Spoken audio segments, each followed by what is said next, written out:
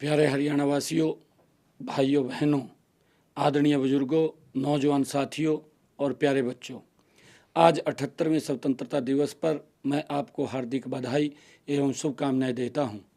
दिन रात देश की सीमाओं की सुरक्षा करने वाले हमारे वीर जवानों को मैं हमारे राष्ट्र के इस महत्वपूर्ण पर्व की विशेष बधाई देता हूं।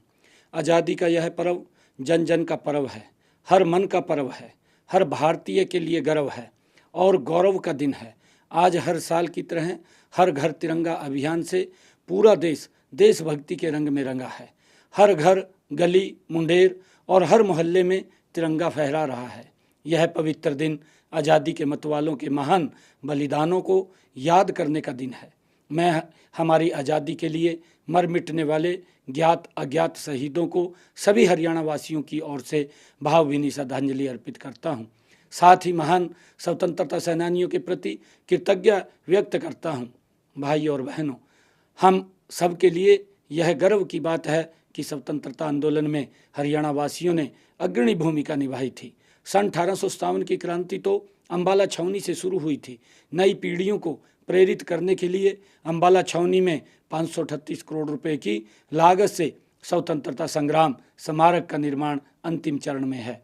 आज़ादी के बाद भी हमारे वीरों ने देश की सीमाओं की सुरक्षा में बड़े बलिदान दिए हैं। हमारे सैनिकों ने 1962, 1965, 1971 के विदेशी आक्रमणों व ऑपरेशन कारगिल युद्ध के दौरान वीरता की अद्भुत मिसाइलें पेश की थी।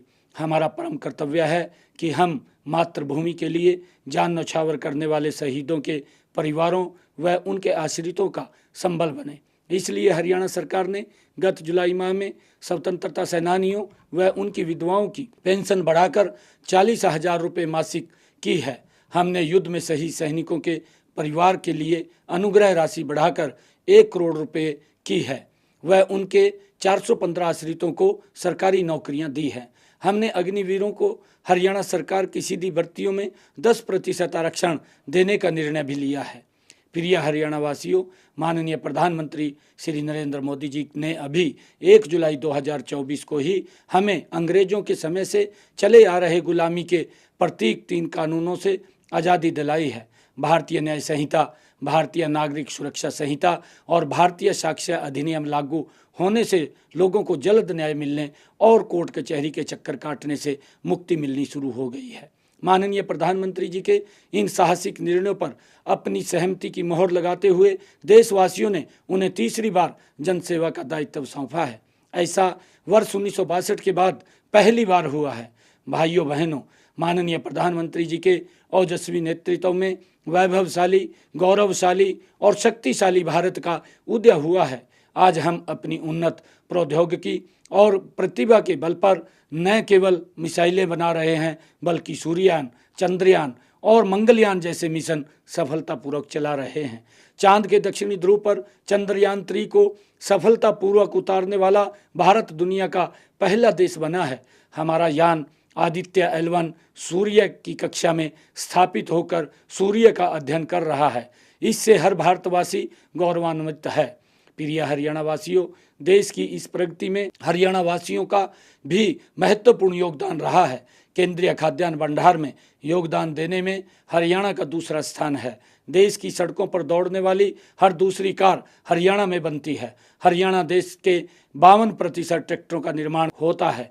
आज जब हम आज़ादी का पर्व मना रहे हैं तो मैं बताना चाहूँगा कि हमने पिछले 10 वर्षों में प्रदेश की जनता को भेदभाव करने वाली व्यवस्था से आज़ादी दिलाई है। भय, भ्रष्टाचार व भाई भतीजावाद से आज़ादी दिलाई है। विकास में असमानता करने वाले क्षेत्रवाद से आज़ादी दिलाई है। युवाओं को पर्ची खर्ची से आज़ादी दिलाई है। लोगों को सरकारी सेवाओं व योजनाओं का लाभ पाने के लिए दफ्तर, दरखास्त और दस्तावेज से आज़ादी दिलाई है। उद्यमियों व कारोबारियों को लाल फीताशाही से आज़ादी दिलाई है। गाँव को लाल डोरे से के बंधन से आज़ादी दिलाई है। महिलाओं को रसोई के धुएं से आज़ादी दिलाई है। आज हरियाणा में उद्योग का पहिया तेजी से घूम रहा है। खेतों में भरपूर पैदावार हो रही है।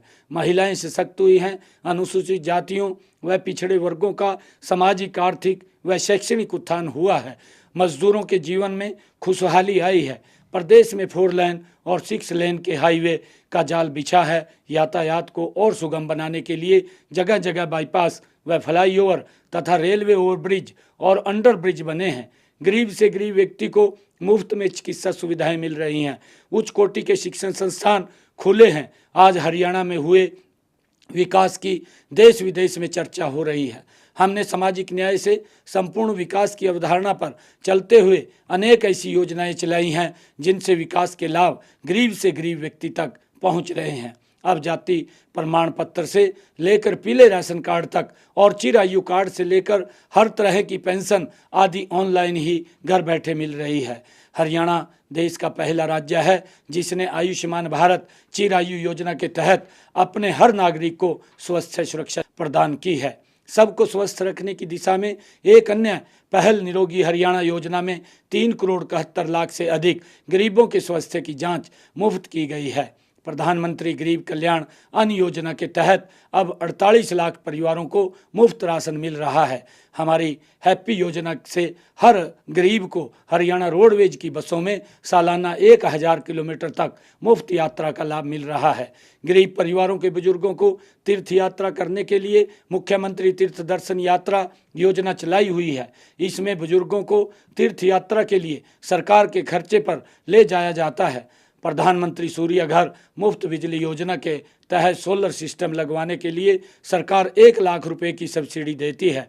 गरीबों के सिर पर छत उपलब्ध कराने के लिए प्रधानमंत्री आवास योजना के तहत 49,975 मकान बनाए गए तथा 14,202 मकान बनाए जा रहे हैं। मुख्यमंत्री शहरी आवास योजना के तहत शहरों में 15,250 गरीब परिवारों को 30-30 गज के प्लाट के आवंटन पत्र सौंपे गए हैं। मुख्यमंत्री ग्रामीण आवास योजना के तहत महाग्राम में 50-50 गज और दूसरे गांव में 100-100 वर्ग गज के प्लाट दिए जाएंगे। हमने आज समाज के हर कमजोर वर्ग की मदद की है। अब 40 साल से अधिक आयु के विधुरों और 45 साल से अधिक आयु के कुंवारों को भी पेंशन दी जाती है। पेंशन राशि बढ़ाकर 3,000 रुपये मासिक की गई है। प्रिय हरियाणा वासियों, कृषि और किसान का कल्याण हमारी नीतियों के केंद्र में है। हमने मेरी फसल मेरा ब्यौरा पोर्टल बनाकर किसानों को लाभ देने वाली अनेक योजनाओं को इससे जोड़ दिया है। फसल बिक्री की राशि, खराबे का मुआवजा, भावांतर भरपाई की राशि, मेरा पानी मेरी विरासत के तहत प्रोत्साहन राशि आदि अब सीधे ही किसान के खातों में जमा की जाती है। अब किसानों को अपनी ज़मीन की फर्द लेने के लिए कार्यालयों के चक्कर नहीं काटने पड़ते, यह उन्हें ऑनलाइन ही मिल जाती है। पिछले दिनों हमने अंग्रेजों के ज़माने से चले आ रहे आबयाने को जड़ से ख़त्म कर दिया है। केंद्र सरकार जिन 24 फसलों का MSP घोषित करती है, हमने उन सभी खरीद MSP पर करने का निर्णय लिया है। चालू खरीफ सीजन की सारी फसलों पर प्रति एकड़ 2,000 रुपये बोनस देने का फैसला लिया गया है। हमने जैविक खेती तथा फसल विविधीकरण को बढ़ावा दिया है।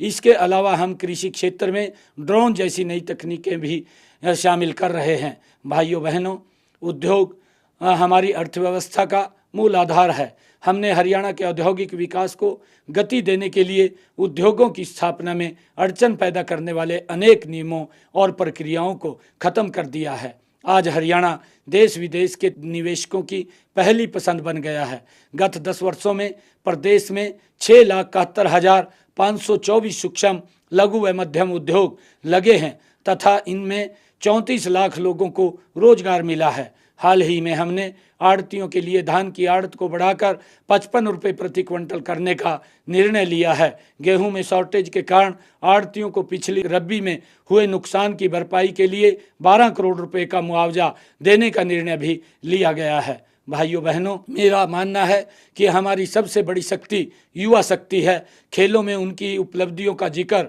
होते ही हमारा सीना गर्व से चौड़ा हो जाता है। हाल ही में पेरिस ओलंपिक में हरियाणा के खिलाड़ियों ने देश को मिले 6 में से 4 पदक जीतकर हमें गौरवान्वित किया है। कांस्य पदक जीतने वाली हॉकी टीम में भी हरियाणा के 3 खिलाड़ी थे। हरियाणा देश का पहला राज्य है जो पदक जीतने वाले खिलाड़ियों को पुरस्कार स्वरूप सर्वाधिक नगद राशि देता है। उन्हें सरकारी नौकरी भी दी जाती है। हमने युवाओं के स्वाभिमान और उनकी योग्यता का सम्मान किया है। योग्यता के आधार पर 1,44,000 युवाओं को सरकारी नौकरियां दी हैं। शीघ्र ही 36,000 पद और भरे जाएंगे। आउटसोर्सिंग सेवाओं व हरियाणा कौशल रोजगार निगम के तहत कार्यरत 1,20,000 कर्मचारियों की नौकरी सुरक्षित करते हुए उन्हें पक्के कर्मचारियों की तरह वेतन व सुविधाएं दी हैं। बेरोजगारी भत्ते की राशि भी बढ़ाई गई है। भाइयों बहनों, महिलाओं का समाज के विकास में बड़ा योगदान है।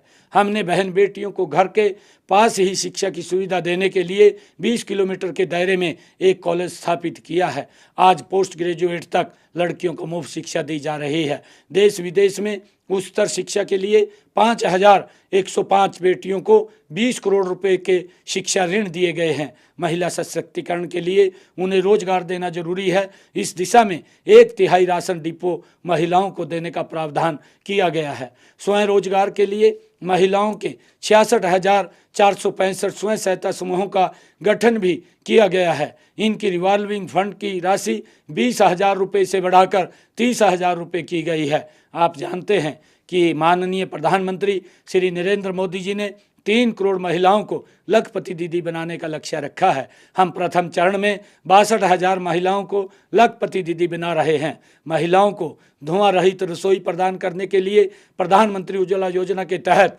13 लाख रसोई गैस कनेक्शन दिए गए हैं। हमने हाल ही में गरीब महिलाओं को गैस सिलेंडर 500 रुपये में देने का निर्णय वो किया है। आप जानते हैं कि माननीय प्रधानमंत्री श्री नरेंद्र मोदी जी ने लोकतंत्र में महिलाओं की भागीदारी बढ़ाने के लिए विधान पालिका में 33% आरक्षण देने हेतु नारी शक्ति वंदन बिल पास करवाया है। इसी तरह हमने हरियाणा में पंचायती राज संस्थाओं में महिलाओं को 50% प्रतिनिधित्व दिया है।